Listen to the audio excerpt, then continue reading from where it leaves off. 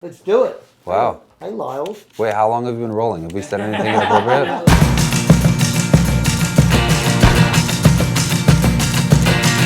So what are we doing with your hair?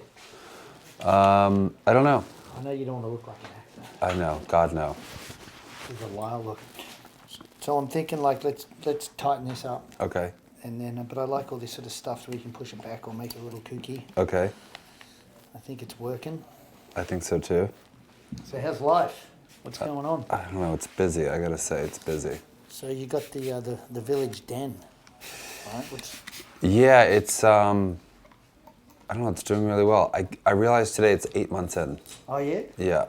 So, or it's about to be 8 months in, which is like old enough that it's no longer new, but like new enough that it's not yet old.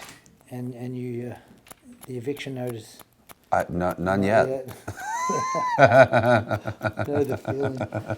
So what's the concept?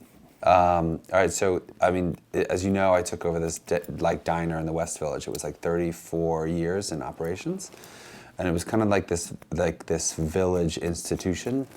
And it's like right across the street from an Equinox. It's right across the street from a park, and like our company, myself and Eric, have always wanted to do something small and healthy. But the other restaurants that we have are not that. They're like much larger and much more like dinner oriented. So This is Wayfair. this is Wayfair in Midtown. So what we started working on just kind of naturally was to like create a menu that our friends could eat, right? And the problem that we had to solve was that all of our friends have a different diet, right? So someone's paleo, someone's keto, someone's vegetarian, someone's vegan, right? Someone has a gluten allergy, someone has a dairy allergy. So, and that's like a real thing that's not going away. I think restaurateurs and like New Yorkers are kind of finally coming around to the fact that that's like a thing. So, so we would all work out together. There's a bunch of us that work out together, and one of the members of that kind of crew was Anthony, who's the current food personality on Queer Eye, Anthony Porowski. So we would all go to Wayfair in Midtown, and like, everyone would special order, and it was just glaringly apparent that New York needs that type of food, right? And by that type of food, I mean, a place that caters to specific diets, and it's not just one diet, and it's good, familiar food, but it's done in a healthy way. And is New York leading the front, or are we behind? Like, because New York's funny like that, right? I feel like Yeah, especially in food. I think healthy, but I don't know if we are. I don't know when you go to the airport, you're like, I think I look reasonably healthy, but I don't. Yeah, totally. Well, no, it's funny because Australians, I mean, there's this funny thing that happens in Australia, right, where everything just happens to be healthy. Right. There's this funny thing that happens in Tel Aviv that everyone just happens to be healthy. Like, the food is just healthy. Right. And Los Angeles, obviously, is like the epicenter of like every quote-unquote health food, matcha bar, all of those types of things. Right. But I also think that, like, it doesn't have to look like an Instagram post for it to be healthy, if that makes any sort of sense. Yeah. So, so I think what's happening, I think New York as a whole needs a lot more of that, and I think that people are ready for it. I think what New Yorkers want most is fast, right? Which doesn't always mean healthy, right? Even in LA or Australia or any of those places. So I think what we're doing is we're doing healthy, also fast. Right. Right. And it's quality. And it's quality. But even when you look at, like, I've noticed, like Dig In and all these brands that are popping up everywhere. Right. And there's Bondi. Right. I think Bondi Sushi. I think it's cool, right? Right. Yeah. But like you say, it's quality. So what happened? Because when I met you, it was all about bottle service. And nightclubs. God bless that time. Yes, and French gone? fries with truffles. Is that I don't know. It's changed. You were at STK, and God love it. What a great time. Yeah, God bless. We will not talk about that today. No, we. Yeah, I mean, it's funny. I was in nightlife a long time, And I mean, as you know, you kind of know my career and like running a restaurant that was kind of a nightclub, and then running nightclubs, and then owning nightclub. I do think that people, like the way people go out and connect with other people is changing. So it's not just us getting old and I don't that as well. I don't I don't think so. I mean, I think that like I think the age of bottle service is done, right? So like that moment in time was a moment in time. You know, they still exist, they still do, but I don't think it's the same thing as it used to be. You know, and nightlife still exists and is always going to exist, but I think there's this new thing happening where people don't, you know, things are happening, especially with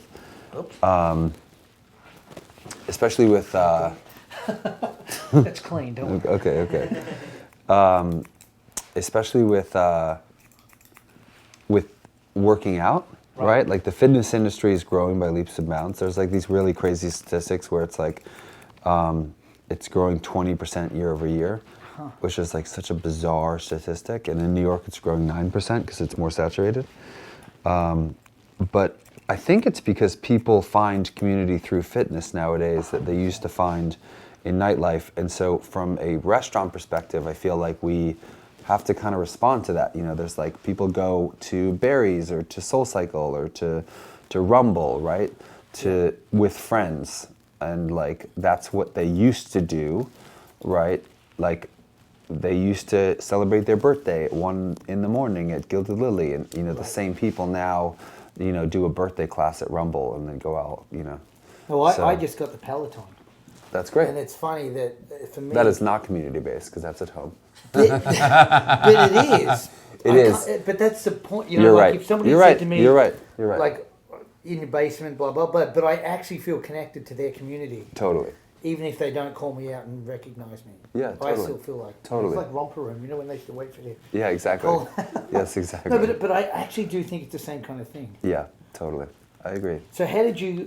Because you've had such a great career, and I know it's only beginning. Yeah, thank you. But did you start as a waiter? Is that how? Yeah, I did. Like everything I've ever done, anything I've ever told somebody to do, I've done, and that's the way I think most good business owners do. You know, I started as I thought I was going to move to New York to do fashion photography. That's like what I thought I was going to do. That's what life had in store. But life is funny and full of surprises. And so I waited tables, right, to put myself through college, and I waited tables to do fashion photography. And you know what ended up happening, as you know, did you assist or anyone, or did you just? I did. You know, it's funny because photography, as in any creative industry, is not always linear. Yes. Right. So like, it's not one of those things where you get like an assistant job and then a manager job and then a director job and then a VP job. Right. It's like it's kind of right place to right time, and it's also like it's not really readily apparent as to how to progress. So No, like unlike hair, that someone will let you cut their hair no matter how bad you are. exactly. Someone. Exactly. Yes, totally. They may be a relative, but it's true. Like you can't just go, "I'm going to do this shoot," or Yes. it's like acting. Like Yes, exactly. It's crazy. Yes, exactly.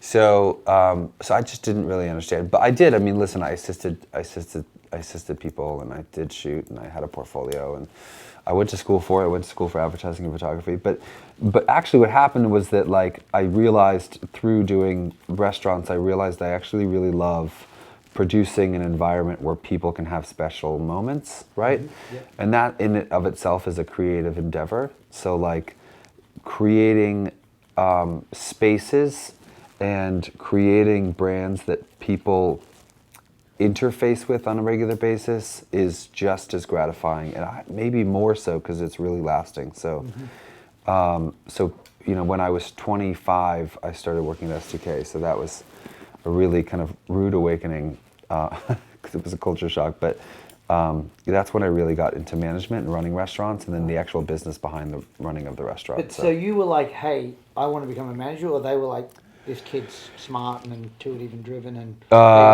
yeah, no, they came to me, which was crazy. I mean, I was already unknowingly doing a lot of the managerial tasks that were necessary, and I was already asking the right questions. So, you know, I think they saw that, but they but they asked me, you know, and at the time I was like, I don't know, I'm an artist, right? Like I have to pursue my work. And actually, at the time, I was like, I'll just do this for a year, right? I'll just do this for a year, and I'll see how it goes, right? That was like my theory about the whole thing. And but you know, STK and for the One Group, and Jonathan and Celeste, who are the owners, I opened 18 places, I think, in 6 or 7 years. So it was like I was constantly opening a restaurant, and I was constantly stimulated and growing. And I only left when I realized that I was just doing, you know, I was reproducing the same thing. There was nothing, you know, left to do. And then you and Eric start, the Wayfair, which I just find it fascinating. You just think so big. You know, your first restaurant, you're like, you know, little neighborhood one in the Lower East Village. To be honest, no. 57th Yes, Street. exactly. Well, I mean, it's 15,000 square feet and 300 seats. Give you a heart attack. Yeah, I didn't actually, you know, it's funny because when people ask me for advice, I'm like, you just don't know what you don't know until you know it, you know? Right. It's like, just be aware of the fact that there's gaps in your information set. And for me, like, I just didn't know any better because all my life I had produced big restaurants. So it just didn't make sense to do a small one, you know? That was your backyard. That was my backyard. So, like, of course I would do a corner restaurant in Midtown, you know? And I don't know. So it's funny because I've actually gone the other way because Village Den is like a 40-seat quick service. And it has the ability to be something really big as a cultural kind of moment. But I think that, you know, at the time that was what I knew. Right. And also, like, I think that was what people did. You know, I think people are also making different scale restaurants now because I think people want smaller.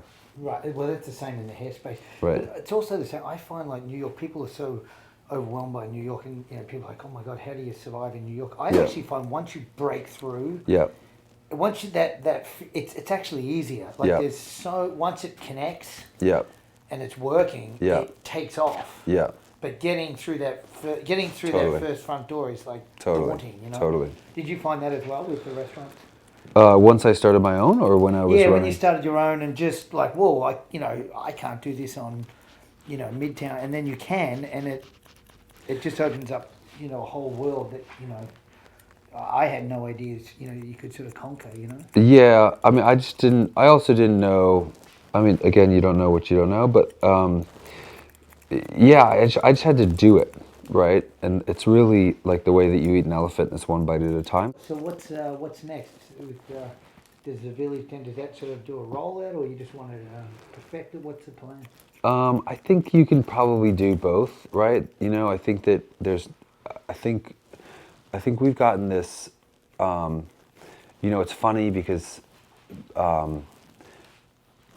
Den is a real product based on people that have like-minded principles and actually are friends. So, you know, I think people responded to that because I think that it's they sense that there's sincerity at the core. And you know, I think I'm really lucky to kind of be a part of what that is. I think Anthony also has a real connection to America because people really connect to his sincerity as well. Right. So I do think that there's legs for the brand because people have really connected to it, not just because it's like healthy food, but because it stands for something, right? So, you know, I think we do want to make sure that it is a profitable business, obviously, right? Like, how do you perfect that? And that takes time. And how profitable can it become? So that's obviously something that's at the forefront of our mind is like, how do you really hone what it is as a brand? Right. And like, how do you listen to your customers? Like, I think the first year of any business is like listening to what people say about your business. Because like, I think, you know, businesses are like, you know, I don't know, businesses are like kids, right? Like, you have an idea about, I mean, I don't have kids, you have kids, but I see this happen all the time where like, they're like, my son's going to be a doctor, right? Right. And then the baby comes out and it has its own agenda, right? Like it knows what it wants to be. Right. And I think businesses are the same thing, right? You have this whole idea about what it's going to be, and then it comes out and people are like, actually, that's not what it is. I'm It's this, waiting you know? for the day where someone actually says, my son's going to be a hairdresser when he grows up. But the other challenge is, can you get Tyson to become a vegan? I think And possible. give up the meat pies and get me to give up the pigs in a blanket. I mean, meat pies are delicious, for the record. Apart from the few treats, I could do Yeah. Totally. I mean, I love. Could the New Zealander give up lamb? Is it possible? I think it's possible. Lamb, yeah. I think most Lamb of the lamb is gets it exported lamb in anyway. New Zealand? It's a big thing, right? I have this friend, Kirsty Gazzo. She's also in fitness. She's like a master trainer at Nike, and she doesn't eat. She eats fish. She's a pescatarian, so it's possible. She's also Kiwi. But you have choices, right? At the Yeah. So I mean, our whole thing is that you don't have to like.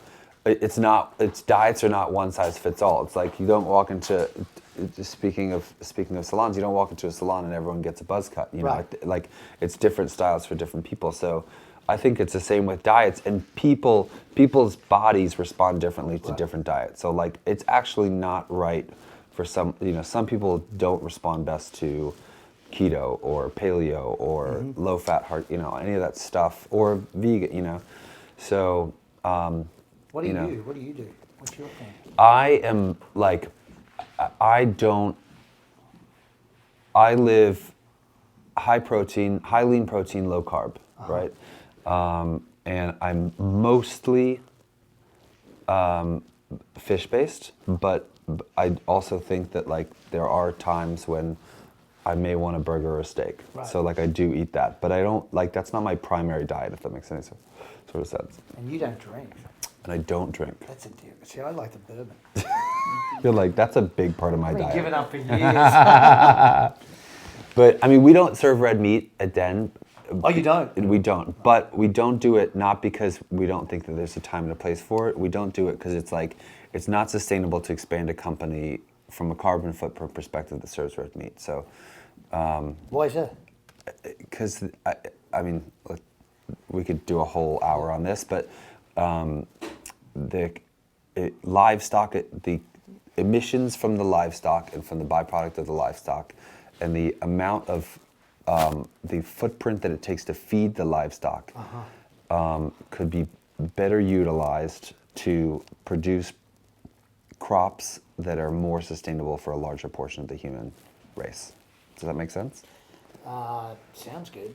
Yeah, there's carbon. There's the issues with ozone, right, and the issues from a global warming perspective are partially due to the amount of actual animals that we are creating. Really? So not the least of which is livestock and cows, right? So that's part of the issue, and then the other issue is that you have to. It's not actually the yards that are producing the animals. It's the amount of production that you have to go into to feed the animals is also an issue. You could just feed that to humans. If that makes any sort of sense. Right. So that said, I love a burger, but I think that we have to have at some point as a society a conversation about what that means. Right. Exactly. Yeah. And what's summer looking like? What are you doing? You doing I don't know. You doing the Hampton thing? Is that still a big thing? Is this? It's still a Because thing. you're such a New York. It's humble, but he's one of those. I'm underground waiting for this. I don't know what that means. It's a good thing. Yeah. You're like everybody. I do. So what's going on? Like it's. I do the Hamptons. to Hampton? I do the Hamptons. I'm going to Israel this summer. I'm going to Israel. I'm very excited for the first time. But yeah, I'm going to do the Hamptons. The Hamptons definitely still a thing. I mean, it's kind of one of those choose your own adventure things. You can kind of decide what type of Hampton you want, and people see the traffic and they see the overcrowding. You can definitely do that, or you can just have a really nice weekend in a home and there's a pool and it's quiet. That's what I prefer, but so good, right? I don't know. You digging this? Looks good, right? Oh yeah, I think it looks great. I'm gonna texturize it a bit more. Okay. Yeah, I don't really ever know what I'm going to get when I walk in here. It's always somewhat of the same, but We have done everything, right? We have done everything. We have done You everything. got a good mop. Well, thank you. Because we went, but I think it's funny about cool guys and their hair and that how. To me, it's not about a trend thing. It's more of just an expression of where they're at. Totally. And it's an extension. Totally. You know? So like where you went through your, we did the buzz cut. We did. We did it, I wouldn't say earlier than everybody else, but Yeah, well, we did like way the too extreme long. on the sides with the long on the top before that was a thing. And then we grew it out. Yeah. And then your rebel stage. Yeah, I had a shaggy look for a while. Which is cool. And now it's somewhere in between. You know, I think that I've been coming to you for like 13 years. I was trying to work it out the other day. Well, we had Just fun so you in Miami. know. Remember we in Miami in the. Oh my God! Do you know I stayed at the one recently? It's a great hotel. It is a great hotel. I'm sure it wasn't as fun as when we were there. But. Well, it was so funny because you have deja vu walking the halls because you realize that there's so many memories there. But. Well, yeah, it's funny too because I actually gave a talk yesterday on technology and I know nothing about technology. I'm not like the worst, but I was just talking about staying relevant and how we when we opened in Miami, we tried to make New York come to Miami and it wasn't a disaster, but it just didn't work as well as it should. And now with Tyson and we've done in Brooklyn, we've done it better in that we've tried to connect with the fabric of the neighborhood. We've become a part of the neighborhood, even the kind of stuff that we have and the aesthetic that Tyson built. So it's sort of funny where when we went to Miami, we were just like, they need New York. And I'm like, they don't need New York. So I gave a talk yesterday on that, Yeah. And it's just changed. Yeah, well, that's true. How do you add your threads to the fabric? Yeah, and being authentic. We were like, to the environment, Yeah. Yeah, I totally agree. Yeah, those were funny days. Right? But I that's why I thought the one is, they did a beautiful job with that. Did a beautiful job. And even that, I haven't been down. I went down recently, and it just looks like it's changed. It's a little bit more mellow. Yeah. It was just on steroids when we were there. Yeah. The whole entertainment scene. Yeah, it was pretty wild. Although the pool's still the pool, and it's still quite the scene up there. Yeah. And it's sort of too like I was always like, I was so freaked out with the possibility of one of them not working, like your whole world's going to topple. Yeah. But I've sort of realised now. It's actually not the case. Yeah. I mean, you've been through that, right? Yeah. Yeah. Where you open something, and you close it, and it just, you move on. Yeah. And that always freaked me out, Like you said, the whole nightclub scene's changed. Yeah, it just changes. And I think when you also are like, when you start your career, you don't realize how long your career is actually going to be. Right. So it's funny because it's like you can't actually appreciate what 15 years really means, or 20 years really means. So. But do you think you're like age? Does it matter? And I think in New York people care about age. Oh no, that's not what I meant. Yeah. What I meant was like, I don't think people care. You don't think people care? No. Totally. I think you could be successful at 25, 40, or 55. Like it doesn't that doesn't actually matter. I think that I guess what I'm saying is like, at the time it always seems so important, right? What happens? Right. And then time happens, right? And then you realize that like 15 years later, the amount of stuff that you can accomplish in 15 years, And also, I've also realized that like, there's something to be said for success in business, and there's also something to be said for like producing something that impacts people's lives, Right. If you approach it that way, and then the money comes, it's a very different way to kind of approach business. And I think that people but really did you think know that way? That's not the way that's not the way I started. I mean, the way I started was like, yes, sure, you want to produce a testament to something, but but you also want to. I don't know. When you want to make a name for yourself, you want to make a name for yourself. But I think the real value in business is like creating something that somebody can use or interface with, or it can benefit them. So, I mean, that's the way. Specifically with the den, right? Because that's what I'm in right now. Right. That's a real conversation. It's like, how does this make somebody's life easier, right, and faster, and how do people how do people adopt it? What does that mean to them? Yeah. And what do you think about like social media? Because it's sort of funny, like even the talk I was giving yesterday about the power of social media, and we know we can. I've had experiences with clients who are like celebrate you and then smash you, and the impact that Sure, has. sure on both and sides. then I'm always at the back end of like, at the end of the day, like there's nothing like word of mouth. Totally. Do you, how do you think it's going to? Well, I mean, social media is just no, yes, no. Social media is just an extended word of mouth. That's all it is. Is like it's an amplified word of mouth, right? So like, social media is just people that you trust, quote unquote, telling you what they like, right? The problem, obviously, with that is that it's now it's monetized, right? So like, you can't really trust what the message is sometimes. But you know, I think that people. Still clean.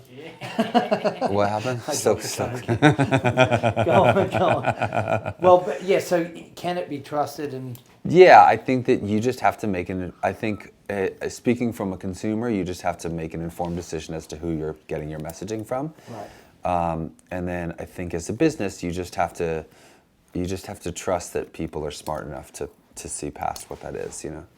And then also like, there's just, if you have brands rise and brands fall, right? That's what happens. So if you have something, it's like, what was that? What was that incredible I don't know if anyone saw the Blood documentary, Theranos. Oh yeah. Is that what it was called, Theranos? Yeah. Oh, You'd love it. Oh, you would freak out. You would love I'm it. scared to ask why I would love it. Yeah. Yes. Well, no. You just have to have. I just think that social media is great if you have something that, at its core, that is a real product, right? And like, I think you just have to always stay focused on the fact that you have a real product at the center. Like you have, like a legacy brand in Cutler Salon, right? Like people have grown up on it, and then also, like you give good hair. Is that a thing? You give good hair? Yeah. What? Well, we're being taped, Rodney. Give good hair. Yeah, you give good hair. I mean, so like your product at its core is good. That's my belief, is that you just have to focus on what the product is, and then the social media takes care of itself. Right. You know. So it doesn't control; it supports you. It supports, right? It's also like one of those. It's like if the tool controls you, if you're controlled by the tool. Like that's your choice, you know. Did you watch Game of Thrones the other night? Yes. Like, I think this whole. I don't know the endings. You don't even watch it. You haven't seen it? Okay. But I'm wearing Abner's t-shirt. 89. So you. Wait, you what don't is need that? to see it. What is 89? Abner's band.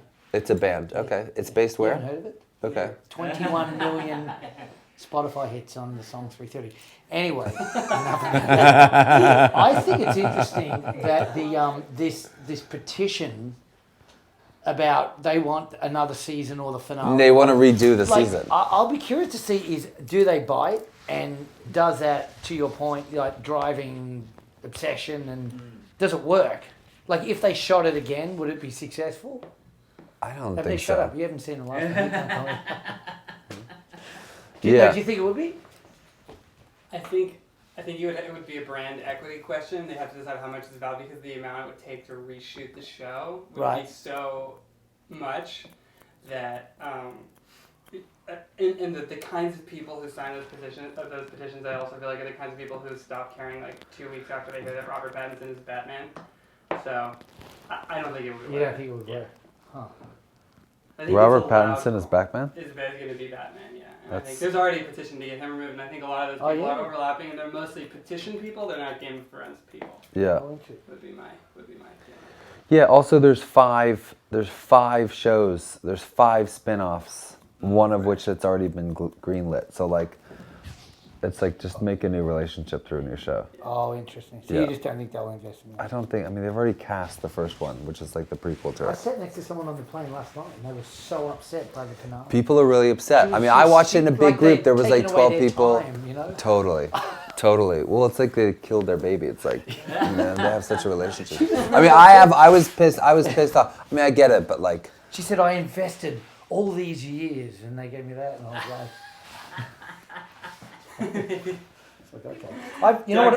But I tell you what, I felt like that with the Tour de France, with when this is... Lance Armstrong. Well, with Floyd Landis, the one who I felt like I'd stayed up. And I like to go to bed at 9 o'clock, and I stayed up watching the replay, not knowing And all summer I wasted my summer because he cheated and they took it away from him. I haven't watched it since. That's a shame. So it's interesting how emotionally it went. Yeah. Anyway. Yeah, it's funny. I was reading all of the. 89. I don't ever think about how long it. It's 8 seasons, which means 8 years. These kids that like all of the main kids, right? Because they were kids when it started. They were like 10 when they started, and they're now 22 or something like that. They've been filming for 12 years. That's crazy, right? Which is crazy. Last outburst. I think there's a kind of the idea that because you don't like the last 2% of something, it invalidates your whole all of it. experience. Yeah, Right? totally. It's a very simplistic way of approaching. It's reductionist. Yeah. That's interesting, yeah. Yeah, I agree. We cut him some slack for the last. Yeah. Well, that's like getting one bad haircut to bring it back to hair. Did I ever give you a bad one? You've never given me a bad haircut. It's funny, I generally can feel it. Yeah. Like if it's working, this is working today, so I'm fine. Yeah. But no, I've called clients and be like, hey, and they're like, hey, was everything all right? I'm like, yeah, how's your hair? They're like, great. Okay, I get home, like, why are you calling me? I'm like, yeah, I weren't sure. Because I get all like, Yeah. you can feel, I can feel it when it's like. Yeah, no. But you're right, you hope you get a little. Yeah, get some slack. It's like somebody that's been eating. I've been eating here for years, and I had a bad meal, and you're like, I'm sorry, but I just want to get back to the fact that you've been eating here for years. Exactly. I know, it's true, right? Yeah. But and we had a client who just ripped us apart recently, and we made a mistake. We didn't do as good a job, and I was sort of shocked because I was like, if that was me, if somebody ruins my shirt at their dry cleaners and they make it right, or a restaurant, I'm cool. Yeah, you know what I mean? If they, in goodwill, try to correct it, then I'm cool, Yeah. So I get to give you one bad haircut, basically. You do. Okay. That's totally fine. I think we're good. But I have a lot going because it's Memorial Day, so today shouldn't be the day. What do you got going on? I actually think my boyfriend is trying to tell me to stay in the city. Oh, really? Yeah, we're supposed to go out east, as we were discussing. Everybody's going out east. Have you ever caught the, what's it called, the cannonball? What is that? Yeah. Yeah, It's sure. An experience. You ever done that? It's I straight caught it out. on a Friday on Yeah. Memorial Day. Yeah. It's with 7,000 of your 100,000 closest 20-year-old friends. kids Yes. with all alcohol. It's really. It's just- terrible. And I didn't know where to go. And they're like, "Don't stand there because we're going to get on another train, and then you're not going to get a seat." And I had to be. No, there's a whole strategy There's a to whole it. strategy. You got to stand at a specific section so you get off on a specific platform. It's a whole thing. It's like as a tourist, I actually think it should be on the tourist sort of like. Yeah. Like. Totally. What to do. Yeah, It's that's really like funny experience. that's like if you're in New York for 5 days, do these things. But if you're in New York for 2 weeks, definitely take the Cannonball. Cannonball. Friday afternoon, they're just drinking up a storm. Yeah. Cannonball, does it go all the way to Montreal? Is that what it's called? Yeah, right? I think it was. It's called, a direct. It's an express. It's an Stops at express. West Hampton, I think. It starts so like because there's all of these stations in between because it goes the length of Long It Island. goes to Jamaica and then you change trains. Yes, exactly. So like it is. Packed. You just miss all of it. So you save an hour basically, But it is literally people like standing in the aisle drinking and Sure. Everyone's fighting hitting over this. everyone's hitting everybody else with their bag. Yeah, totally. There's like small chihuahuas named Fluffy. It's a whole thing. Yeah, no. Little Redfin wax blast. Yeah, this is great. Matt is the boyfriend. He has this The boyfriend. the boyfriend, Fat boy. a little fat boy. Yeah. Not Matt. Yeah, no, we're not talking about my boyfriend. To be clear. The boyfriend is Yes, a fat boy. yes. That's not. No, that's not what we just said. That's the product. Quick plug for Fat Boy. We love it. Matt has this charity called Born Perfect, which is his campaign is to end conversion therapy, which is like when somebody says you're not actually gay, there's no such thing. That's a Mike Pence. Yeah, Mike Pence came out and said that he supported it. Right. That was a whole kind of big moment. Anyway, he passes legislation to like outlaw it state by state. He's done 16. Matt did. Wow. So, thank you. Great. So he did. soon to be 17 and 18, I think that's going to happen. But World Pride is coming up in June, in a month. So he's got his hands full because he's doing 18,000 fundraisers and awareness campaigns. So he just started this whole partnerships. This whole initiative? Yeah, he was in conversion therapy, so he was for 5 years in New York City. Rodney, you have a thing. You got a thing. Unless that's intentional. It's a little fat boy. That did not come out of my... Yes. That did not come... That could be a fat boy ad, like it just, oozing, I love it so much, it's in my bloodstream. Yeah. Right in the old I don't do that. Sorry, go To be clear on camera, we do not do that. I do not do that.